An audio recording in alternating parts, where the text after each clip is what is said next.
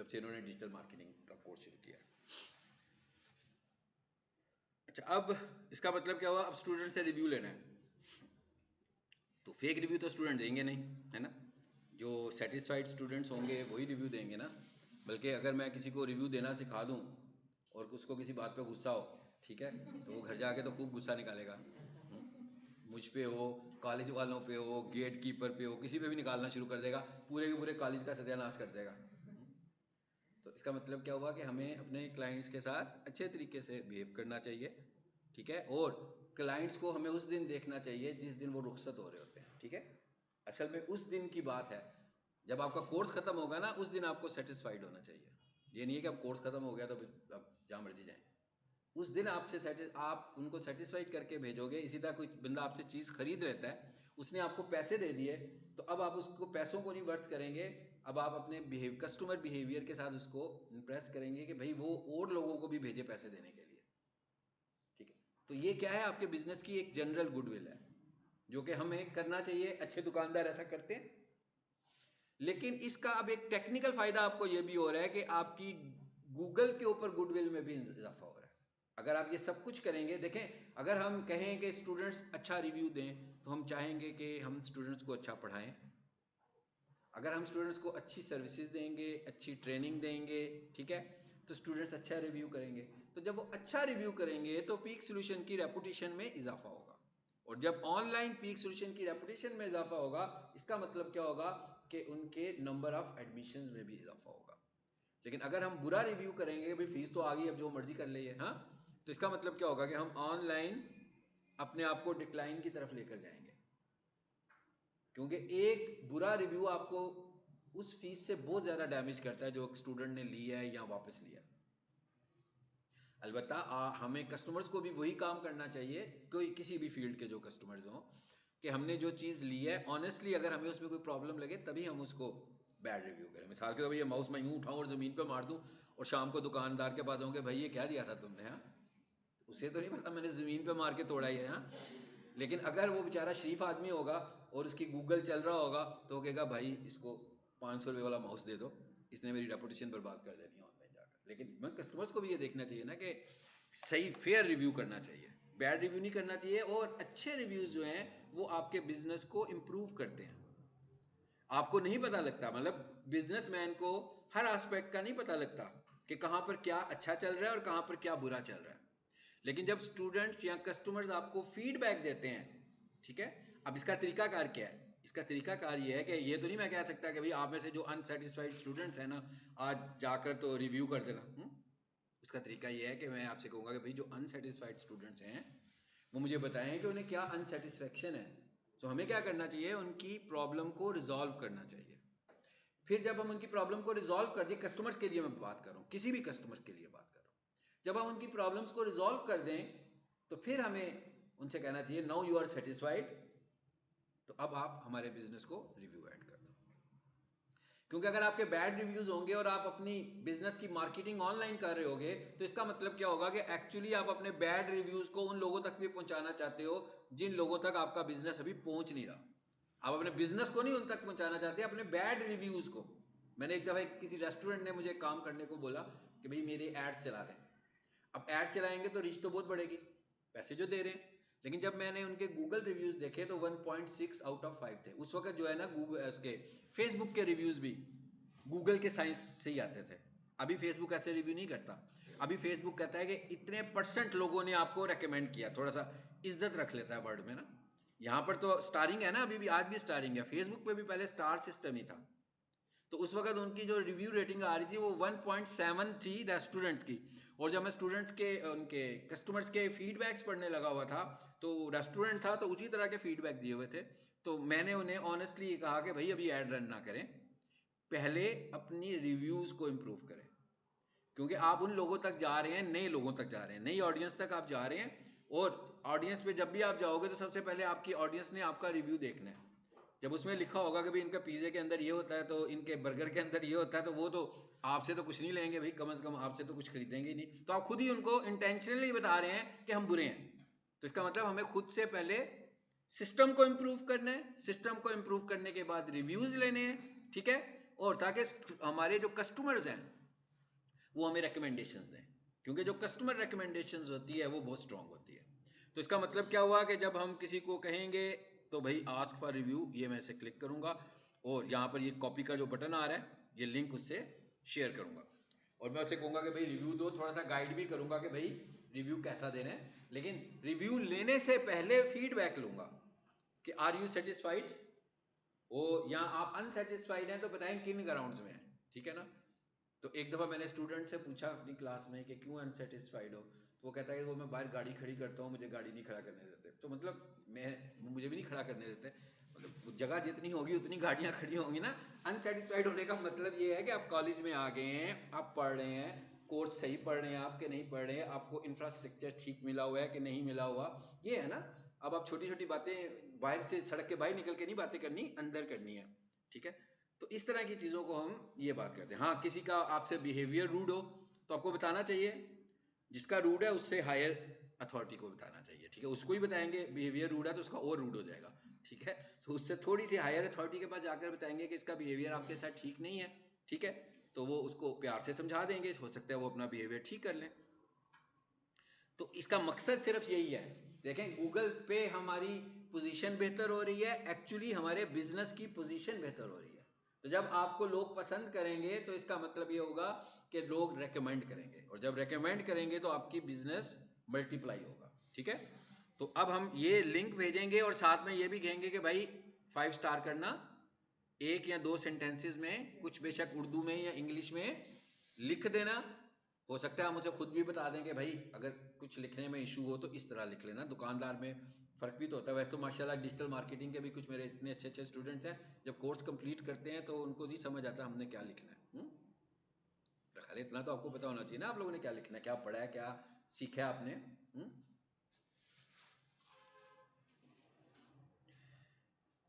और एक जीमेल से एक रिव्यू होता है। अगर मैं आपसे कहूँ मुझे 5 रिव्यूज दो, तो इसका मतलब ये हुआ कि आपको 5 जीमेल से रिव्यू करना पड़ेगा। एक रिव्यू से 10 दफ़ा भी करोगे तो वो बार बार एक ही पे कर रहे हो, वो टोटल गूगल के पास एक रिव्यू जाएगा।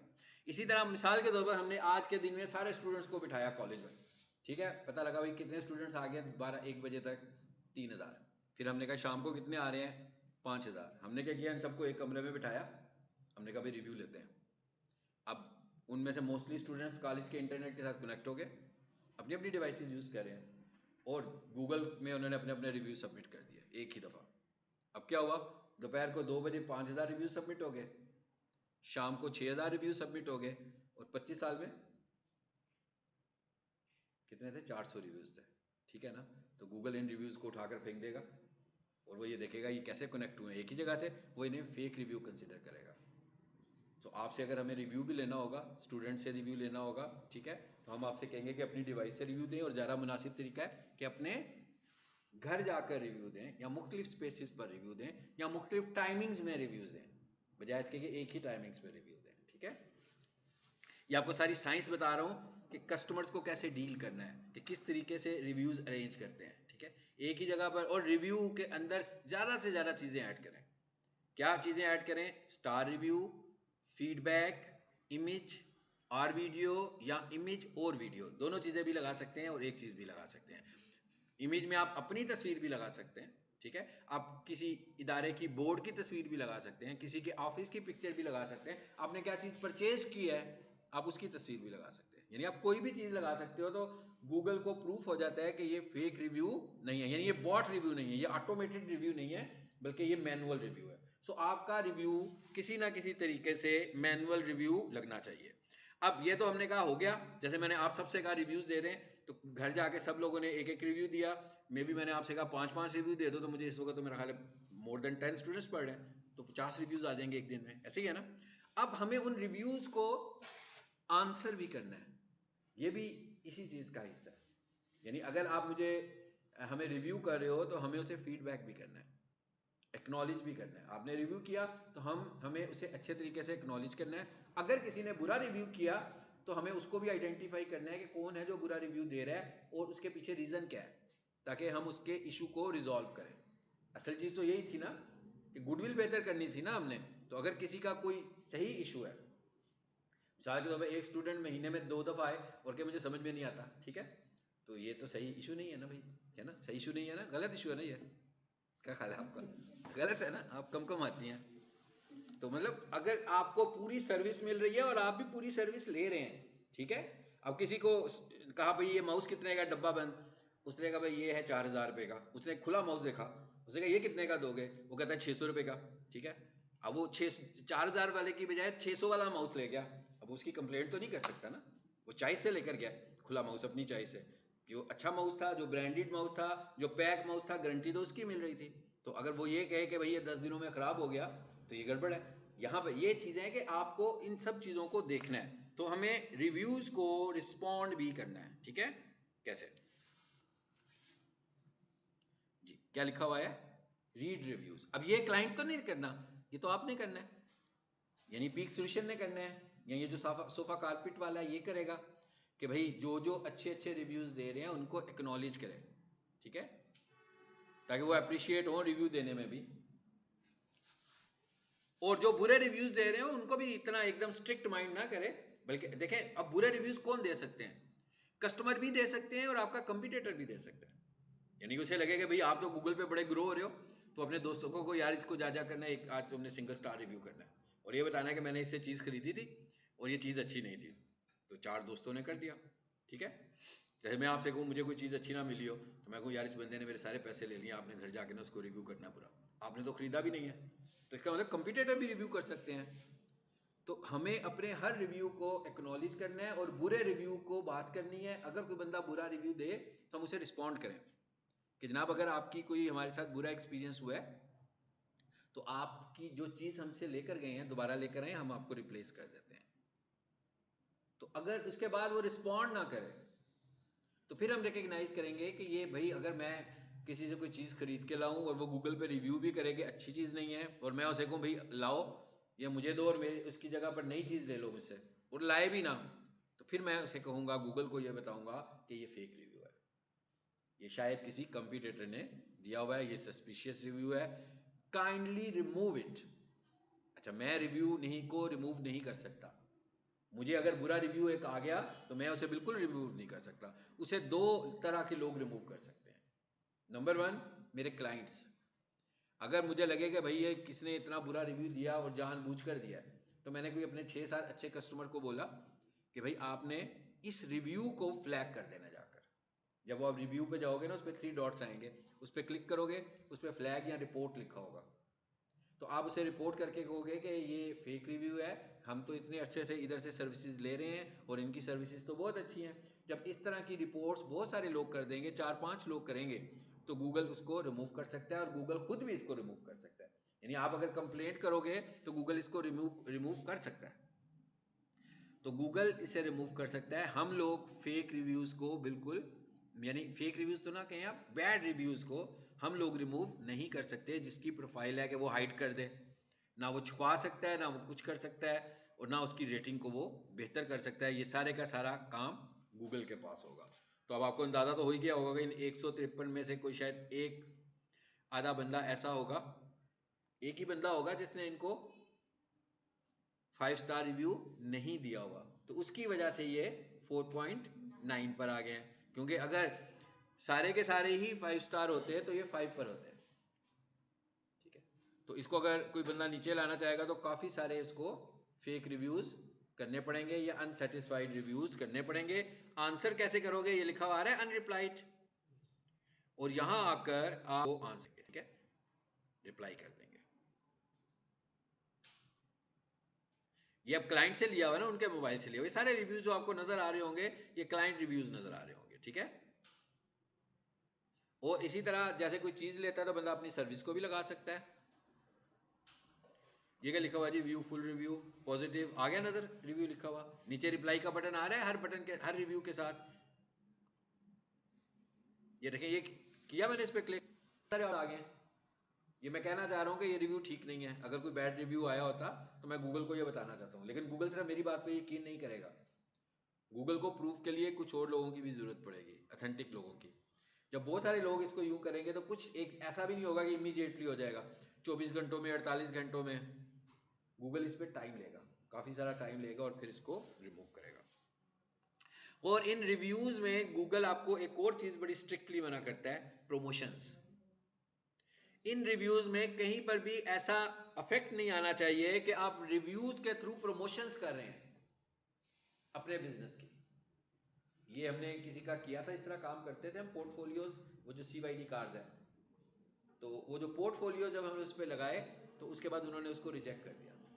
तो उन्होंने कहा भाई आप यहां से प्रमोशंस नहीं कर सकते, क्योंकि उसमें हम करते क्या थे, मतलब एक बंदा गाड़ी खरीदने आया, उसे गाड़ी तो दे दी ना, आपने देखा था ना उसमें प्ले कार्ड पकड़े होते थे, दिखाया था मैंने फेसबुक, आपको जो फेसबुक पढ़ रहे थे, तो वो पूरा एक प्लान करके हम लोगों ने प्रमोशंस बनाते हैं, और फेसबुक पे तो लगती हैं वो प्रमोशंस, लेकिन रिव्यू में आप वो प्रमोशन ऐड नहीं कर सकते। अलबत्ता आप यूं कर सकते हैं कि गाड़ी खरीद रहा है कस्टमर, गाड़ी के बाहर खड़े होके या गाड़ी चलाते हुए उसके साथ बैठ जाएं और वो उसके मुतालिक कुछ बात कर रहा हो, तो ये प्रमोशन नहीं है। लेकिन यह है कि अगर आप अपने बैनर स्लोगन्स दिखाएंगे बाहर बड़े बड़े, तो उसको लगेगा कि हम कोई इश्तिहार चला रहे हैं, तो फेसबुक ऐसी प्रमोशंस को भी रिव्यू में ऐड नहीं होने देगा। यानी मैंने 10 रिव्यूज लिए और 10 के 10 उसके पास प्रमोशन की कैटेगरी में चले गए, तो फेसबुक ऐसे रिव्यूज को एक्सेप्ट नहीं करेगा, यानी कि वो काउंट में नहीं आएंगे। ठीक है, अच्छा अब ये हो गया जी, ये रिव्यू का भी ऑप्शन हमारे पास हो गया। अब आगे चलते हैं जरा, ये क्या लिखा हुआ आ रहा है जी, पोस्ट्स। यहां पर हमारे पास 3 ऑप्शंस हैं। अच्छा ये पोस्ट को नहीं देखते, पहले फोटोज को देख लेते हैं। फोटोज कहां है, ये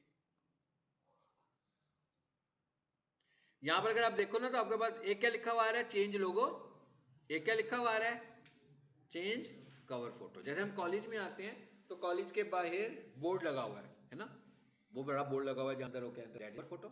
मैं कि अगर उसको हम डिजिटली देखेंगे तो वो हमारा कवर फोटो है, तो हमें क्या करना चाहिए, एक अच्छा सा कवर फोटो बनाना चाहिए और उसको यहाँ पर ऐड कर देना चाहिए। उस कवर फोटो में आपके बिजनेस का नाम होगा, उस कवर फोटो में आपके बिजनेस का एड्रेस होगा, उस कवर फोटो में आपके बिजनेस का लोगो भी हो सकता है और मोबाइल नंबर भी। लेकिन उसमें कोई ऐसी इंफॉर्मेशन नहीं होनी चाहिए जो आपने गूगल बिजनेस प्रोफाइल अप्रूव कराते हुए नहीं दी। यानी आप कोई और नाम रख लें, आप कोई और मोबाइल नंबर दे दें, आप कोई दूसरा एड्रेस लिख लें, ये रॉन्ग हो जाएगा। अगर आप करोगे तो उसको डिसअप्रूव कर देगा। तो कवर फोटो लगाएंगे, उसके बाद क्या आया जी, लोगो, अपना लोगो ऐड कर देंगे और फिर तस्वीरें। अब ये तस्वीरें कौन सी होंगी भाई, ये सारी आपकी सर्विसेज होनी चाहिए। ऐसी तस्वीर भी नहीं होनी चाहिए जिसमें बंदा अपनी तस्वीर प्रेजेंट कर रहा है। ठीक है, आप बिजनेस हो, आप बिजनेस कर रहे हो ना, तो आप बिजनेस एक्टिविटीज को शेयर करें। जैसे पीक सोल्यूशन वालों ने लगाना हो तो पीछे से आए कोई 7 सेकंड का क्लिप बना लें, फिर इस तरफ आए, फिर 7 सेकंड का आपकी तरफ कैमरा करके क्लिप बना लें, फिर लैब में जाएं, वहां पर स्टूडेंट्स बैठ के काम कर रहे हो, लाइब्रेरी में जाएं, ऑफिस में जाएं, ये बिजनेस एक्टिविटीज हैं। ठीक है, वो फिर उनकी क्वाली नाइट जो आ रही है ना, उसकी वीडियोस बनाएं भाई, उसको लगा दें, वो भी बिजनेस एक्टिविटी है। कोई सेमिनार हो उसकी दिखा दें, कोई अवार्ड डिस्ट्रीब्यूशन हो रही हो उसकी दिखा वीडियो बना लें। तो ये सब वीडियोस बिजनेस प्रमोशन को ग्रो करेंगी आपकी। लेकिन आपको एक चाहिए लोगो, लोगो एक से ज्यादा तो होगा नहीं, कवर फोटो भी एक ही होगा। हाँ ये हो सकता है कि 6 महीने के बाद आप प्लान करोगे भाई अब बदल लो इसको, तो फिर उसको रिप्लेस कर देंगे, बट होगा तो फिर भी वो एक ही। लेकिन ये जो फोटोज हैं ये रिपीटेडली बदलती रहेंगी आपके पास, जो भी एक्टिविटीज डेली बेसिस पर हो रही हैं। कोशिश करें ज्यादा से ज्यादा फोटोज यहां पर लगाएं। जैसे अगर आप देख रहे होगे तो इसने वीडियो लगाई हुई है ना, इसको मैं क्लिक करूं जरा देखें क्या हो रहा है। ये सोफा क्लीनर है ना, ये देखें, ये क्या कह रहा है, अपने बिजनेस की प्रमोशन कर रहा है ना, कि जहां पर काम करने गया वहां पर ये क्लीनिंग की सर्विसेज देने लगा हुआ है। ठीक है, और ये अब दिखाएगा कि भाई ये क्लीन करने से पहले किस तरह था और क्लीन करने के बाद ये किस तरह का हो गया। ये चीजें हैं ना जो लोगों को इंप्रेस करेंगी कि भाई मुझे इससे सर्विस लेनी चाहिए बिफोर आफ्टर। जैसे आप लोग इस कॉलेज में आए तो मेरा तो दिल करता है कि जिस दिन आप आए ना उस दिन आपकी एक वीडियो बनवाएं, 1 मिनट की, 2 मिनट की, कि भाई क्या है, कौन से कोर्स में दाखिला लिया, क्या जानते हो इसके मुतालिक। फिर जिस दिन आपका कोर्स खत्म हो, जिस दिन आप प्रोजेक्ट भी जमा करा रहे हैं, उस दिन फिर आपसे एक और वीडियो बनाएं कि जी आपने इस कोर्स में दाखिला लिया था, क्या सीखा आपने। ठीक है, अब जब एक्सप्रेस करोगे और उसको हम गूगल पे लगाया होगा तो जो न्यू स्टूडेंट्स होंगे तो उनको पता लग जाएगा कि भाई कोर्स करने से पहले कैसे थे ये, और कोर्स करने के बाद पॉलिश हो गए हैं, इन्हें काफी कुछ आ गया। तो एक बिफोर आफ्टर की वीडियो इसको बोलते हैं हम, बिफोर आफ्टर। ये किसी भी बिजनेस के अंदर बिफोर आफ्टर हो सकता है। जैसे इसके बिजनेस में क्या है, डर्टी सोफा सेट्स हैं, साफ हो गए कंप्लीट करने के बाद, आपके केस में क्या है कि कोर्स से पहले आपकी एक वीडियो हो और कोर्स के बाद की एक वीडियो, लेकिन वीडियो छोटी सी हो, मतलब एक ज्यादा से ज्यादा हमारा प्लान हो कि एक एक मिनट की दोनों वीडियोस हो। इसके अंदर पूरा एक स्क्रिप्ट हो जिसमें हम आपको बताएं, समझाएं कि ये कोर्स है, ताकि आपको पता लगे ना आपने ये कोर्स करना है। क्योंकि आप कुछ ये तो नहीं कह सकते कि इस कोर्स में ये एसईओ है, एसईओ में ये होता है, ये तो नहीं बताएंगे। आप तो सिर्फ ये बताएंगे जनाब हमने डिजिटल मार्केटिंग के कोर्स में दाखिला लिया है, ठीक है, हम क्या ऑब्जेक्टिव है हमारा, और जब आपका कोर्स कंप्लीट होगा फिर आप ये बातें करेंगे कि हमने ये कुछ सीख लिया तो इसमें अब हम ये कर सकते हैं। एज ए स्टूडेंट है हम लोग, तो ये तो नहीं है कि भाई हम लाखों कमाना शुरू हो गए एकदम, लेकिन ये कि हमें एक पाथ मिल गया काम करने के लिए, ठीक है, तो अब हम स्टेप फॉरवर्ड हो गए। तो ये अगला ऑप्शन था हमारे पास, कौन सा, फोटोज का, ठीक है। अच्छा, एक और ऑप्शन कर लेते हैं, वो क्या है, एडिट सर्विसेज। एडिट सर्विसेज ये बड़ी इंपॉर्टेंट ऑप्शन है। एक था सर्विस एरियाज, वो सर्विस एरियाज तो हमने एडिट प्रोफाइल में डाले थे कि भाई हम कहां कहां सर्विसेज देते हैं। सर्विसेज का क्या मतलब है कि हम ये सर्विसेज देते हैं। भाई गूगल पर आकर लोगों ने उन सर्विसेज को ढूंढना है कि नहीं ढूंढना, ढूंढना है, लेकिन वो सर्विसेज तो बहुत स्टैंडर्डाइज होंगी ना कुछ। मिसाल के तौर पर अगर मैं ये कहूँ इस कॉलेज में 10 कोर्स होते हैं, यहाँ ज्यादा होते होंगे तो हम कहते हैं 20 कोर्स होते हैं भाई, लेकिन उन कोर्सेज को सर्च करने के लिए लोग सिर्फ 10 सर्च टर्म्स तो नहीं लिखते होंगे, मुख्तलिफ अंदाज से ढूंढते होंगे। Best academy for digital course क्या है, डिजिटल मार्केटिंग कोर्स, बस। अब कोई इसको कैसा लिखता होगा, best academy for digital marketing course, best college for digital marketing course, SEO courses, Google ad course, यही है ना, ये जेन में होगा, सोशल मीडिया मार्केटिंग कोर्स। तो अब कितनी सारी सर्च टर्म्स हो गई।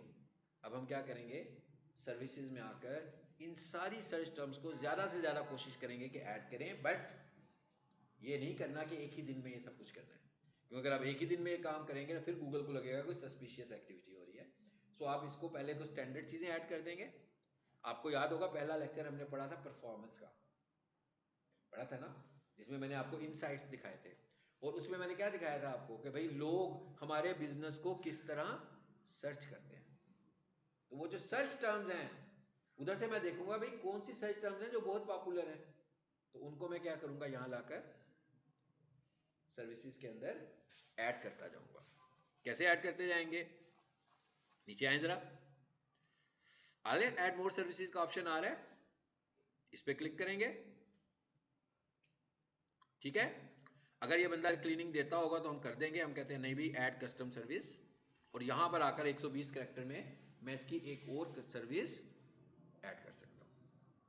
सर्विसेज ऐड करने की गूगल ने हम पे कोई लिमिटेशन नहीं लगाई कि भाई 50 100, जैसे हमने कहा था ना 20 सर्विस एरियाज ऐड कर सकते हैं, मगर सर्विसेज ऐड करने की कोई लिमिट नहीं है। बट अगर आप मुझसे सीखें और रात को जाएं कि भाई रातों रात में अपने बिजनेस को बड़ा ग्रो कर लेता हूँ, हाँ, और रात को लिखने बैठे और सुबह फजर की नमाज हो जाए और आप टाइपिंग ही करते जा रहे हैं, तो बहुत सारा डाटा आपने एक ही रात में लिख दिया, सो गूगल को ये फेक लगेगा कि ये कोई जोर आजमाई कर रहा है मेरे ऊपर आकर, ठीक है, तो वो आपकी प्रोफाइल को सस्पेंड करेगा, कहेगा हाँ भाई बताओ मुझे कौन हो आप। लेकिन अगर मैं रोजाना की कोई 2-4 रखूंगा फिर नहीं करेगा।